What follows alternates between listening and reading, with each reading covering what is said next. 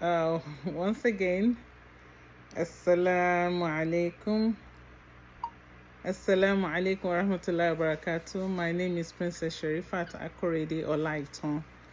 I'm a licensed mental health therapist, a social worker. I'm licensed in the state of Texas to provide mental health services and other social work duties. Anyway, I wanted to talk today about, and also, yes, before I forget, Jumat Mubarak.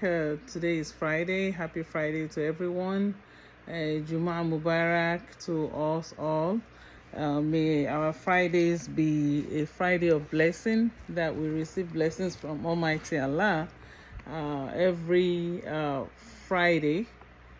That we are alive and we engage in the worship of God. So I wanted to talk today about it was a request, to talk about depression. So this is going to be a comparison between depression and sadness, so that we can know the difference. Most people in life, we are all susceptible to sadness. Sadness happens when something bad happens to us: death in the family, loss of a job, loss of something very important to us. So and sadness is usually short term. Once where the coping mechanism kicks in, it could be family support, it could be acceptance of the situation. There are stages of acceptance, especially when it has to do with bereavement, death. There are stages, usually it's usually starts with denial, being in shock and denial, and gradually acceptance. And that's when the person who is experiencing this breaks down, and then so on and so forth. And then the grieving period, when the person who is going through this starts feeling sad. So that is supposed to be less than 2 weeks. If for 2 weeks the symptoms, the sadness is not going away, then there are some other things that go along with depression before somebody can be clinically diagnosed. So, but the first thing I want to do is quickly talk about depression as far as we human beings are concerned. So, depression is, as most people misunderstand it, they think is something that you cause it. It's your own fault that you what's wrong with you? Shake it off. Why are you so sad? Why are you so lethargic? Why are you this and that? But it's a serious medical condition. It's a serious medical illness that has to do with the brain. The brain is involved in all of these things, and as I'm going to talk in any layman. I don't want to use the word layman. I don't like that word. Ordinary language, ordinary people, someone in the streets, languages that they can understand, not clinical or medical terms. So it involves the brain. There are some chemicals that get imbalanced, maybe too much of it, not enough of it. Some things are triggered in the brain that makes one feel sad. And sadness is not the only symptoms. There are so many other ones which I will go through as we are going down the line. So like I said, we all experience sadness from time to time. It could be anything could cause it, but as long as it doesn't last too long, it usually leaves us, after a short time. Maybe somebody came to visit, or you go out, or you even go to the store, or you go walking. I don't do this enough everybody knows. They said exercise, exercise, exercise. But naturally, the exercise that is naturally in our lives, which should be part of our lifestyle, is walking. And we don't walk enough, brisk walking, as if, you are running to catch the bus, or you are running to catch, somebody running, maybe you are running after your baby. You know how babies have very, very fast feet. So if you're running to catch your baby who is probably trying to run down the street, or down, too far away from you, you run after them. So, or you walk very fast. So brisk walking is, they said, is the best. It's better than any other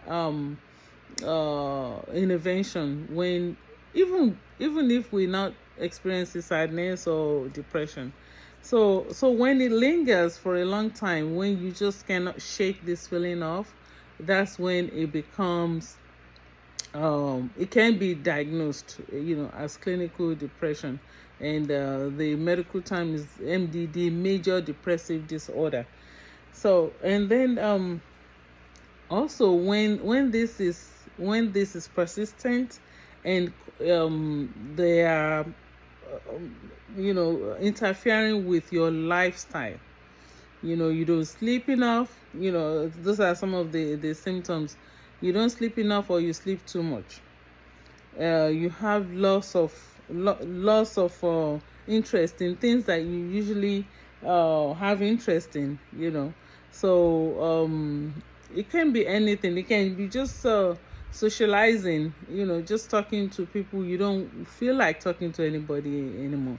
You just want to be by yourself. You isolate yourself in one corner, or you don't reach out to people anymore. When they reach out to you, you don't want to communicate with them, because you're experiencing this thing, and you can't explain it to people. So instead of, you may be embarrassed, or you may just not feel like talking. And normally you are a very outgoing, communicative, interactive, and all those things are reduced. So people, you yourself, you should be mindful of those things.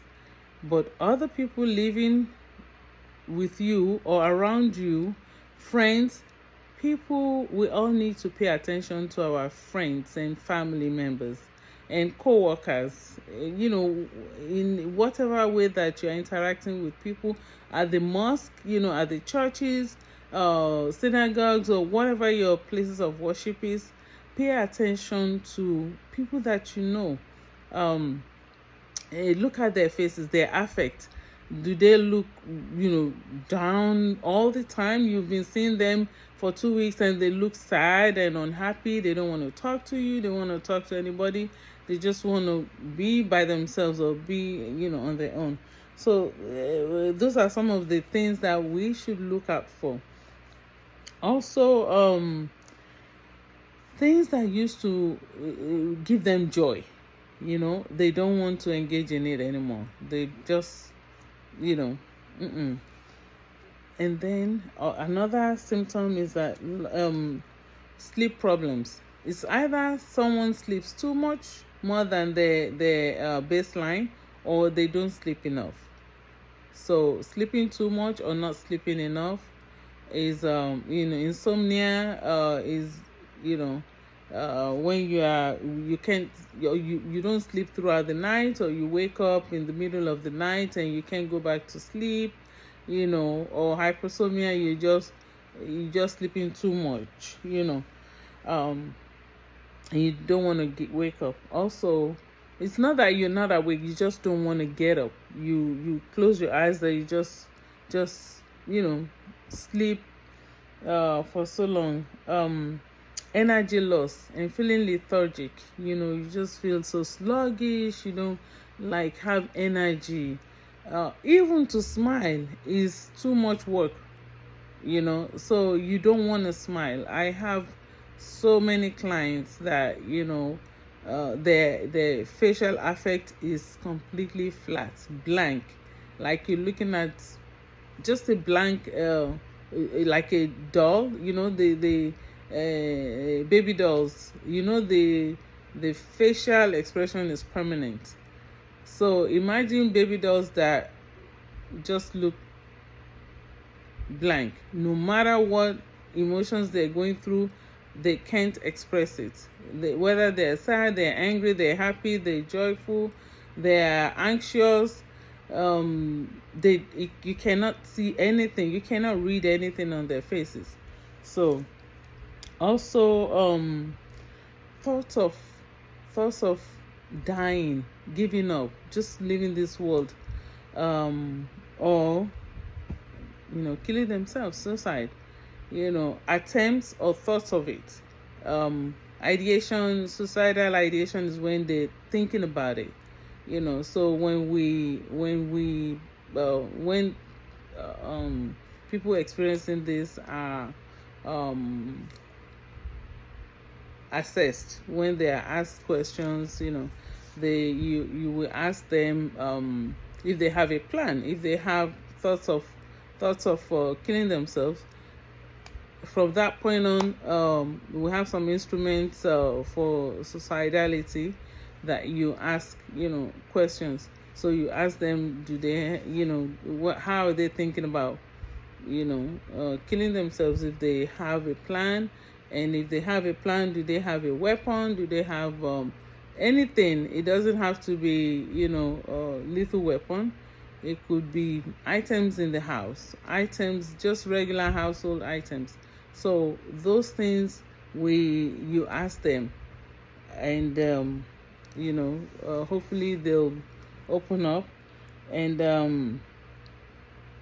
also feeling of worthlessness, hopelessness, that there's no hope because they've tried, and they just felt like there's no hope, and that they're worthless. That's another, I'm going to have another episode on worthlessness, feeling worthless, and also how you can feel worthy, how you can know that you are a worthy person, how you can bring that about. So that's an endless topic, because we all need to be valued. We all need to love ourselves. We all need to know that we are worthy in this world, to people, to ourselves, to people, to the environment. So that's another topic. Inshallah, I'll do that at some point. So these are some of the symptoms, and when they persist for 2 weeks and more, they can be clinically diagnosed. Sadness and a number of these other symptoms. So quickly, let's talk about the causes. What are the things that cause depression, long-term sadness? Funny, whether you believe it or not, genetics. It can be hereditary. It can be from parents down. It can be from grandparents. So when doing assessment, the client will be asked, the person will be asked if there's anybody in the family, either side, mother side or father side, who have had depression or any psychiatric problem, issues, schizophrenia, psychosis, bipolar disorder, any of those symptoms. They can it can be genetic. Also environmental is a major factor. And when we talk about environmental, we talk about the country you live in, the city you live in, the environment you live in, your family, the family, friends, and the people who are closest to you, and the people who are not as close to you, the general population. I'm going to use Nigeria for example. Nigeria has been going through so many series of problems, that people don't seem to get a break from, financial distress, from safety concerns, insecurity in the country, uh, anxiety. People are so anxious because there's so much that's going on, that is negative. So when you have back to back and back to back environmental stressors, it can affect how you manage life. It can affect, your state of joyfulness and healthiness. So environmental factor is a big thing, but it can be changed. It can be changed, and we're going to talk a little bit about, what you need to do, what we all need to do individually to feel better. So psychological, is self-explanatory, and they also talk about biochemical. That's when some of the substances in the brain, the chemicals in the brain, are either too much or not enough, or they're in the wrong places. Those things, can trigger depression.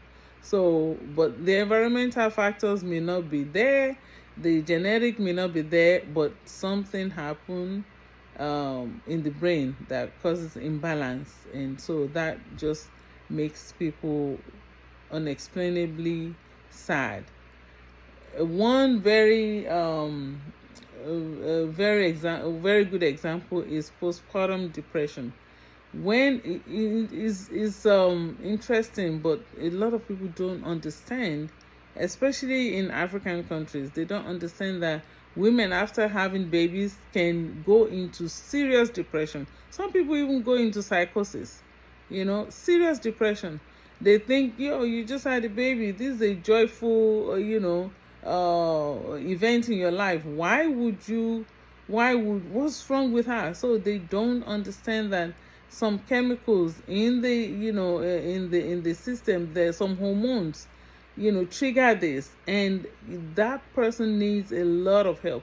But I will say this about African countries: it's as if they know when traditionally things are changing, so not so good, but we have a family structure in place that when a new mom, when a woman is a new mother, they take away a lot of things that she normally does, housework. A new mom somebody will bathe her, will help her, massage her with hot towel, massage her whole body.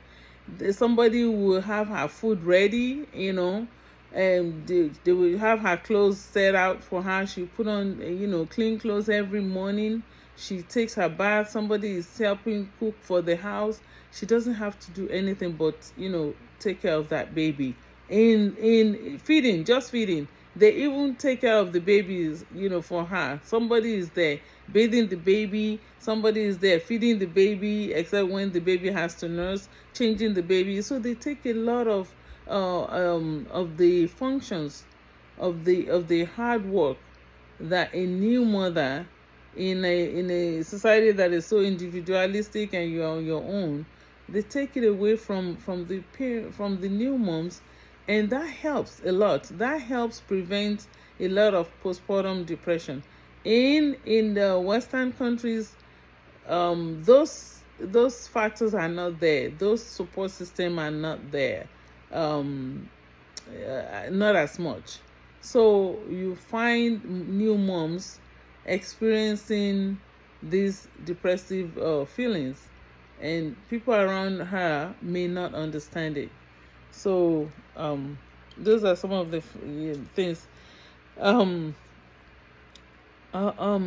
Also, the age time in the Western world, they think that depression starts from age 15. That's the starting. From age 15 to 30, it can start anytime there, but younger, they've seen it in younger, much younger children, very young, yeah, child that is going through a lot of negative home environmental situations, physical abuse, sexual abuse, neglect, basic needs not being met, not feeling safe, and so many other things can, trigger depression. So, depression is more common in women. There are so many studies about that. Why more women get depressed than men. However, boys and men, more of them commit suicide than women. So there's a lot of studies going on, but we as a society, we should all care about one another. We should all try to be supportive. Support system is extremely vital and critical in helping a person survive depression, or not, even get depressed, not even be diagnosed with it. Sadness, as I said, is short term, and it should go away after some time to be replaced by normal feeling, being able to be happy, being able to hang out and do normal things that we all do as human beings, be interactive. We are social beings, so if something is happening that you're not being your regular social self, there's a need to look into things. So we are all, like they say, you are your brother's keeper, you are your sister's keeper. We are one another's keeper, and we should all care and be sensitive. Sometimes people say things that are so insensitive, and that can trigger some type of negative feelings in people. Okay, so let's be all careful and caring and empathetic and sympathetic towards one another. This way we'll have a better society, better people. We ourselves, when we cause joyfulness and good things to people, it makes us feel good, it makes us feel happy. So I wish us all happy living, joyful living, very, very exciting and meaningful and fulfilling living. Thank you. My name once again is Princess Sherifat Akorede Olaiton, and I care about humanity. Thank you.